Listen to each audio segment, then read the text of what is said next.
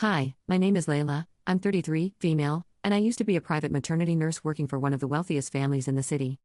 I thought I was saving lives. But one night, their baby died. And they blamed me. They dragged my name through the media. My license was revoked. I was blacklisted. My apartment vandalized. No trial. No chance to speak. Just silence and hate. But the truth? The baby's father was drunk. The mother was sedated. And there was a hidden security feed I didn't know about. This is the story of how I lost everything in one night. Then came back with the truth, the law, and a vengeance that shattered their empire from the inside out. My name is Layla. I'm 33. For most of my adult life, I thought I knew what a worst night looked like. I was a private maternity nurse, and I'd seen exhausted mothers collapse from hemorrhaging, newborns born blue and not breathing, and fathers frozen in place with terror as they watched their children fight for every gasp. But that night broke every rule I believed existed in the world. It started just like any other overnight shift. The Marston estate was an ultramodern fortress perched above the coast, glass walls, black marble floors, and enough silence to make even a whisper echo. I'd been hired to care for their newborn daughter, Everly, 6 weeks old, born premature but healthy, thanks to round-the-clock professional care. Me. I was her night nurse. I knew the routine by heart. Feed every 3 hours. Monitor vitals. Log temperature and behavior. Call Dr. Shakir for anything beyond normal. I was good at what I did, damn good, and I'd worked for families even more high-profile than the Marstons. But this job felt different. Not because they were richer. Because they were colder. Mr. and Mrs. Marston, Braden, and Julia, rarely spoke to me directly. Everything came through assistants. Julia, when I saw her, seemed strung out, jittery, eyes vacant. Braden was worse, charming to guests, vicious behind closed doors. Rumors followed him like a shadow. Affairs. Violence. One staffer slipped on the stairs and never returned. Still, I kept my head down and did my job. Until that night. It was around 1:40 a.m. Everly had just been fed and burped, and I had her resting on my chest, humming lullabies like I always did before transferring her to the bassinet. Everything was normal. Then the silence cracked. A crash echoed from the hallway. Glass shattering. Raised voices. Julia screamed, long, slurred, panicked. Braden barked something back, unintelligible. And then, nothing. I turned off the white noise machine and rose, holding Everly close. I stepped out of the nursery. The hallway lights flickered. Music boomed from somewhere, unusual for 2 a.m. I smelled vodka and something else. Bitter. Chemical. I followed the sounds toward the lounge. And that's when everything collapsed. Braden was there, shirtless, wasted, swinging a whiskey bottle at a lamp like it was a baseball bat. Julia was passed out, curled on the floor, pills spilled near her hand. Everly stirred in my arms, sensing the tension, but before I could speak, Braden turned and saw me. His eyes locked on mine. Red. Drunk. Empty. "What the hell are you doing with her?" He slurred. "I was putting her down. I heard noise, Julia." He didn't let me finish. He stormed toward me, ripped the baby from my arms. "You think you're the mother now? You think we hired you to play house?" His grip was off. He wasn't supporting her neck. I reached forward, trying to help. "She's just been fed, please let me. Don't tell me what to do with my daughter." And then, it happened in seconds. He stumbled. His arm jerked. Her tiny body slipped, and he caught her awkwardly, head first, against his chest, but I heard the sound. A dull, awful knock. A gasp. Then stillness. I froze. He froze. I took her back instantly, checking her, whispering her name. "Everly. Sweetheart. Wake up." No response. Panic gripped me. I checked her airway, pulse. Her skin was losing color. "I need to call an ambulance," I shouted. Braden snapped out of his stupor and grabbed my arm. "No. You're not calling anyone. You hear me? You say a word and I'll ruin you." "She's not breathing," I screamed. He raised his hand like he was going to strike me, then dropped it. "Go. Put her in the bassinet. I'll call the doctor." I hesitated, still clutching her, her tiny chest unmoving. I wanted to run. Scream. But I obeyed. I went to the nursery, gently laid her down, started infant CPR. Nothing. When I turned back around, he was already on the phone. But not with the doctor. With his lawyer. I didn't leave the nursery until the paramedics arrived. When they did, it was too late. They ruled it sudden infant death syndrome. No signs of struggle. No bruises. I told them what I saw, how he grabbed her, how he dropped her, but the Marstons denied everything. And just like that, I was fired? Not just fired. Destroyed. The next morning, a tabloid headline ran with my photo. Negligent nurse causes infant tragedy in billionaire home. I stared at it in shock, still in my scrubs, still clutching Everly's empty baby blanket like it meant something anymore. They said I fell asleep on duty. That I had a history of fatigue-related errors. That I was under investigation. But it was all lies. Worse, I had no proof. No camera feed. No witness. Just my word. Against theirs. And that's how my life ended before the sun came up. I thought I could weather it. I thought the truth would hold weight. But the media doesn't wait for truth. By 7 a.m. the next day, my face was everywhere, on tabloids, talk shows, news tickers. Not just my face, but a picture from my private Instagram. One where I was laughing, holding a friend's baby at a picnic. They used it as a visual punchline. Smiling nurse accused of sleeping while baby died. No one asked for my side. No one waited for the investigation. The Marston's PR team did what they were paid handsomely to do, flooded the internet with just enough horror and just enough fakeness. I opened my phone. Text after text. But not what you'd expect. Not support. Not comfort. Silence. Then unfollows. People I'd trained with. Families I'd helped. Colleagues who once told me I was an angel in scrubs. Now they were gone. Vanished. Disappeared into the fog of fear and shame. My licensing board opened a case file. The investigator assigned was reviewing media allegations. No one had spoken to me yet. No one had asked what really happened. By noon, I lost all 3 of my pending job offers. One of them, I'd already accepted. The recruiter called apologetically and said, "We just can't take the PR risk, Layla. I hope you understand." Hope I understand? I understood that the world is fast to judge and slow to listen. I understood that rich people don't just rewrite history, they publish it, mass distribute it, and blacklist anyone who disagrees. And just when I thought I could hide out, maybe wait for it to blow over, my landlord showed up at my door. "I saw you on the news," he said bluntly. "The neighbors are upset. I need to think about whether this is still a good fit." He didn't even pretend it was about rent. I spent that night in the bathtub. Not crying. Not even thinking. Just sitting in silence, listening to my phone vibrate under a towel as the world spun stories about me. They called me careless. They called me dangerous. Some even called me a murderer. And what hurt the most? Not one person who'd known me personally came to my defense publicly. They were too afraid. Or too eager to move on. I was the perfect scapegoat, poor, alone, and replaceable. But here's the thing about falling that low. You either stay buried, or you start digging for the truth. And I wasn't done digging yet. You'd think a death, especially one involving a newborn, would trigger a full investigation. Interviews. Forensics. Medical records review. But when the rich control the narrative, there's no need for an investigation. There's only optics.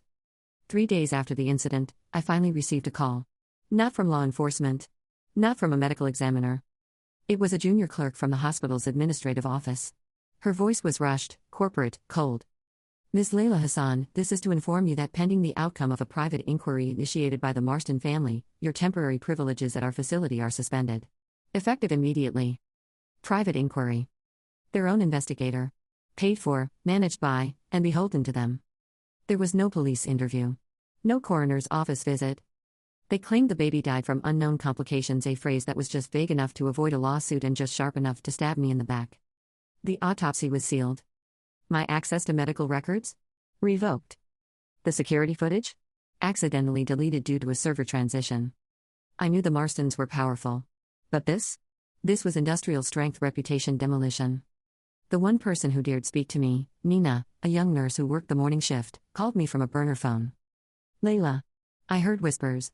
"They're saying you were asleep on the job. That you ignored alarms. But none of that is in the logs." "I wasn't asleep," I whispered, my voice shaking. "I was feeding him. He was colicky.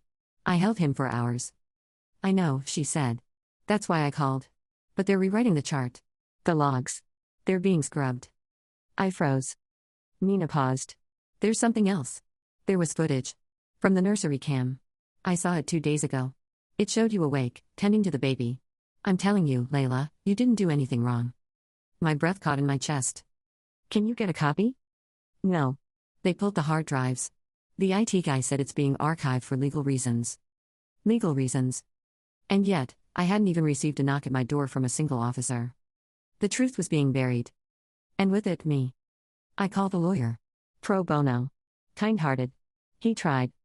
But they drowned him in paperwork. Requests denied. Evidence missing. Witnesses unavailable. He finally admitted, "Layla, they're circling the wagons. Unless someone leaks something, there's no way in." They were gaslighting the world. They were painting me as a ghost of neglect. And it was working. But what they didn't count on was me surviving long enough to tell the truth, because one night, 2 weeks after I lost everything, I got a call from a blocked number. And what I heard would change everything. The voice on the other end of the blocked call was trembling. "Layla? It's Omar. From hospital IT." I hadn't spoken to him in over a year. We'd worked on a few minor upgrades together during my residency. He was kind, soft-spoken, mostly kept to himself. Never one to take sides. Until now. "I don't have long," he said. "They think I've wiped everything. But I didn't." My heart thundered. "What do you mean?" I backed up the nursery feed. Before they pulled it, I knew something was off. The logs didn't match the timeline. "And I saw you. I saw you feeding the baby. Holding him. You were right there." I didn't breathe. Not even once. "I have it," he continued. "The footage. But it has to be off the record. I'm risking everything. If they find out." He trailed off. "I understand," I said softly. "But Omar, that video could save my life." There was a pause. Then, "I'll send a link to a private cloud. Encrypted. Download it and delete the message. You'll only get one shot." The line went dead. I waited like a statue for the ping. When it came, my hands shook as I opened the file. There it was. Me, cradling the baby. Rocking him gently. Checking his vitals. Yawning, yes, but never leaving his side. The timestamp matched the moment they claimed I was asleep. Then it happened, around 2:46 a.m. The infant stirred violently. I tapped the emergency call button and began chest compressions immediately. Another nurse rushed in. The scene played out with brutal clarity. I had done everything right. And they buried it. I stared at the screen for an hour, tears falling in absolute silence. This footage was a bulletproof vest. The proof they thought was gone. But using it meant war. Omar's email included a final line. "If they find out I kept this, I'm finished. Use it carefully. I'm sorry for what they did to you." He wasn't the only one sorry. They didn't just try to ruin my career. They assassinated my character, destroyed my livelihood, and told the world I'd killed a child. They thought they won. But now, I held the only thing that could rip open their narrative and expose the rot underneath. And I wasn't going to play nice. By now, I had the footage. Proof that I hadn't neglected the baby. Proof that I'd fought to save him. But footage alone wasn't enough. Not when the people who framed me had money, lawyers, and the media on a leash. I needed more. I needed someone on the inside. That's when I remembered Maya. She was the family's executive assistant. Sharp. Observant. Overworked. Underappreciated. And last time I saw her, she slipped me a note before I was escorted out of their estate. "You didn't deserve this. They're hiding something." I never forgot that note. I tracked her down. She'd left the family's employment 5 months earlier. No explanation. Quiet exit. I knocked on her door at 11 p.m. She opened it like she'd been expecting this moment for a year. "Layla," she whispered. "Come in." We sat in her dim kitchen. She poured tea but didn't drink. "I knew they'd come after you," she said. That night. There was chaos in the house even before the ambulance arrived. My breath caught. "What do you mean?" She looked me in the eye. "You weren't the only one they buried that night." Then she pulled out a small, worn notebook. And a USB drive. Everything I took with me when I left. Call logs. Voice memos. Photos of the security console after they wiped it. Even a copy of the incident report before they edited it. I felt like the walls were closing in, only this time, on them. "Why help me?" I asked, cautiously. "Because I saw what they did. And because I lost someone too." She stood up, walked to a cabinet, and returned with a framed photo of a toddler. "My son, Nabil. He died 3 years ago." My heart sank. "I'm so sorry." Medical error. Their clinic. Their negligence. Swept under the rug because his father worked in shipping, not banking. They offered hush money. She paused, swallowed the rage. "I took it. For Nabil's funeral. But I kept the paper trail." I didn't say a word. She leaned forward, her voice low and deadly calm. "Let's burn them together."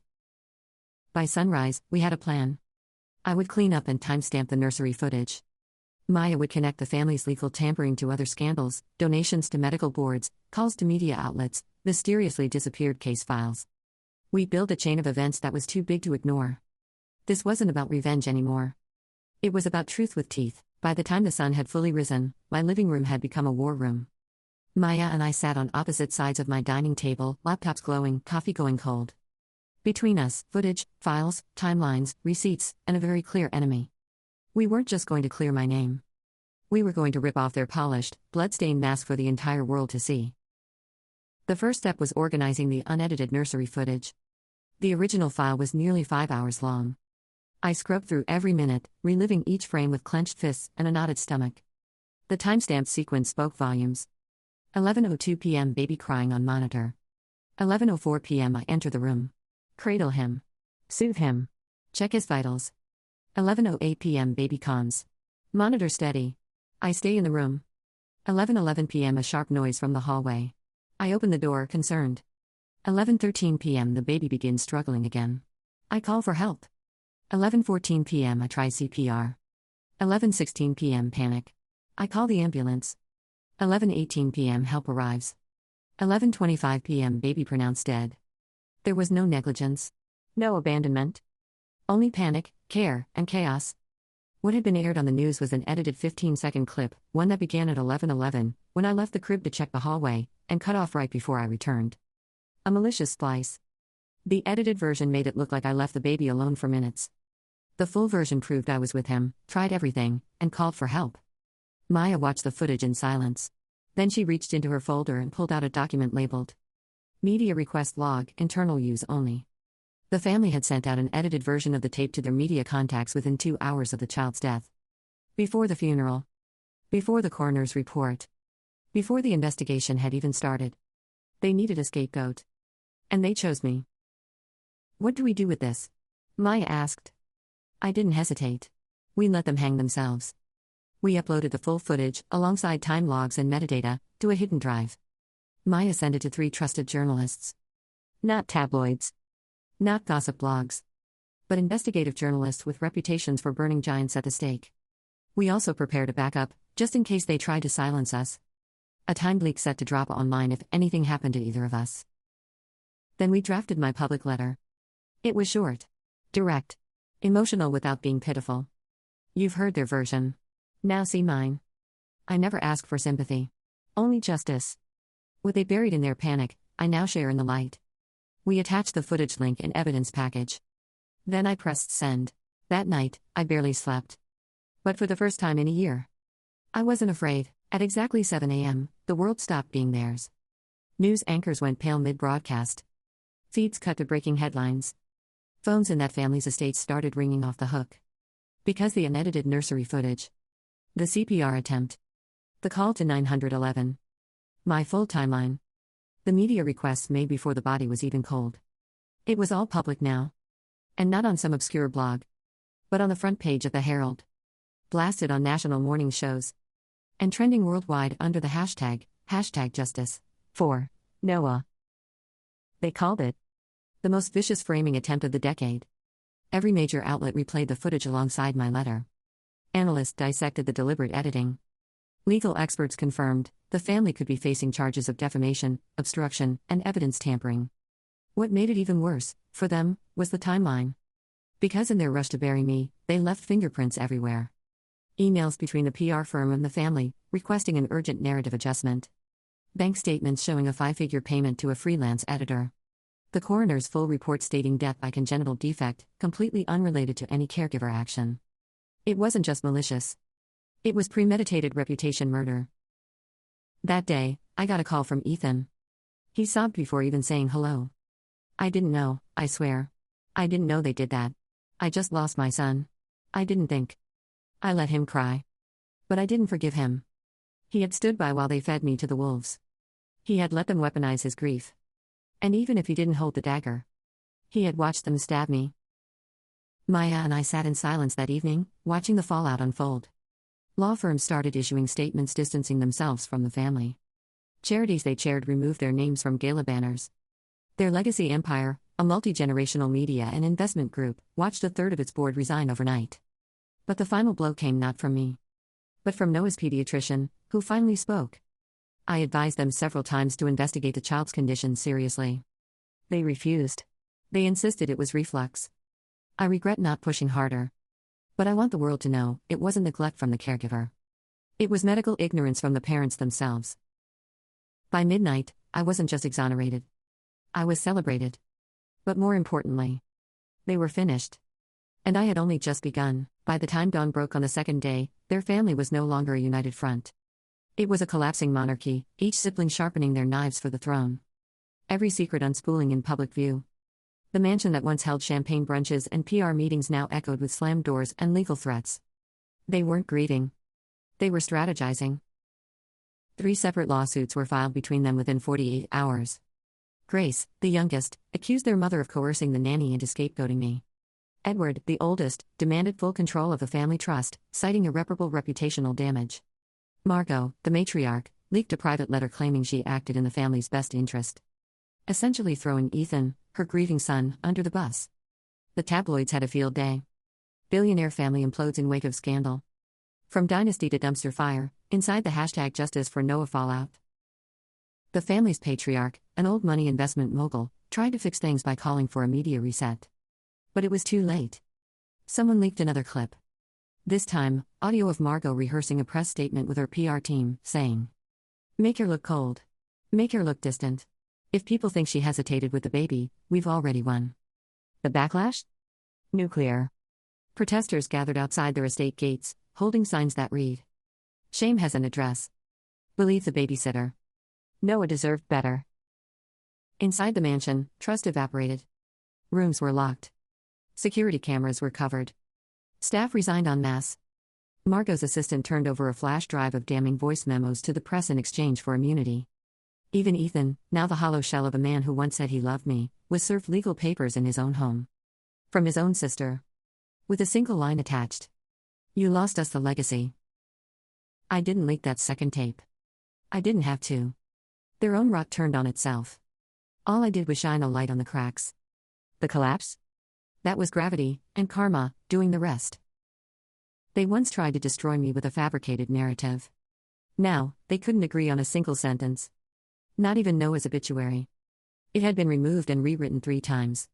Because none of them could decide who should be credited for writing it. Or who should be blamed for what happened.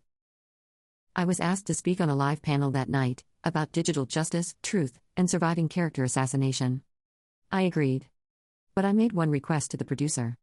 Don't call it a redemption story. This wasn't redemption. This was revenge. And it was earned. The courtroom smelled like oak and anxiety. Everywhere I looked, cameras lurked, pens poised. The case wasn't just legal anymore, it was national theater. They had tried to bury me with whispers. Now, they'd have to face me in the light. Margot versus me. Not a criminal case, those charges were dropped after the footage came out.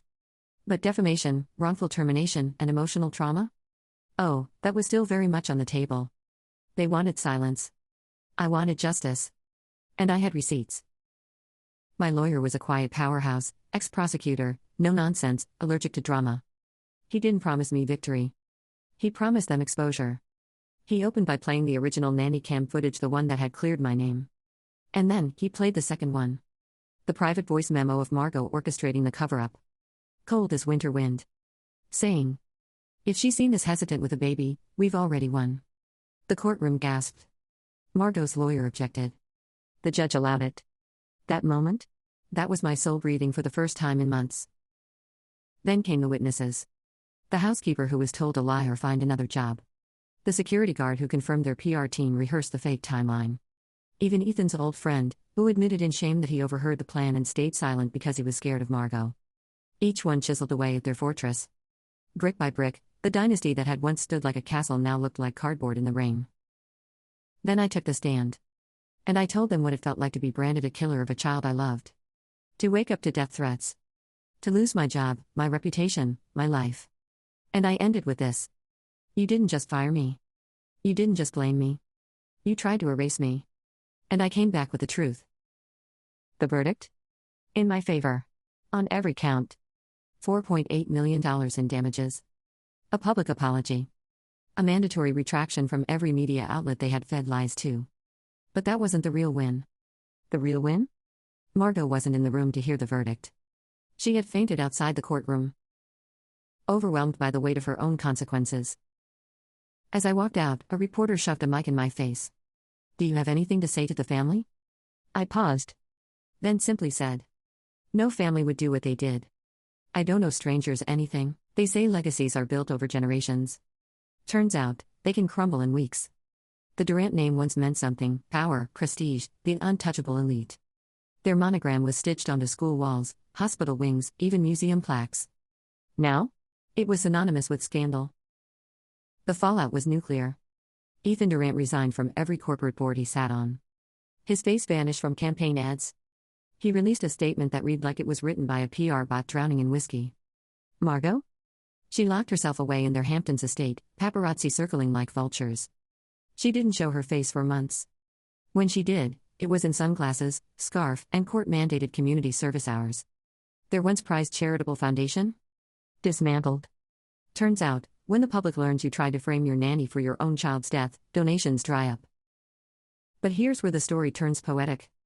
A journalist, one of the few who hadn't attacked me, ran an exposé titled, "How a Lie Built on a Last Name Almost Destroyed an Innocent Life."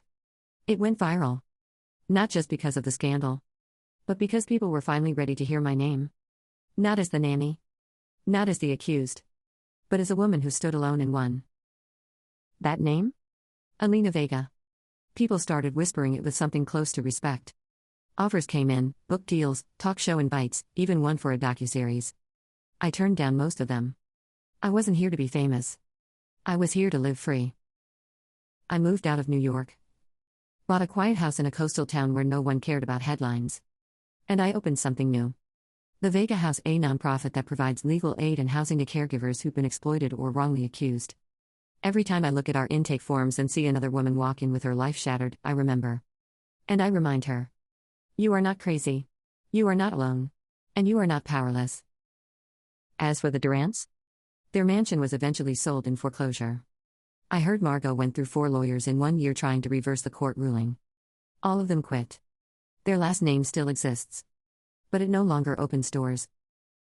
It's strange, the way things fall. The Durants had wealth. They had reach.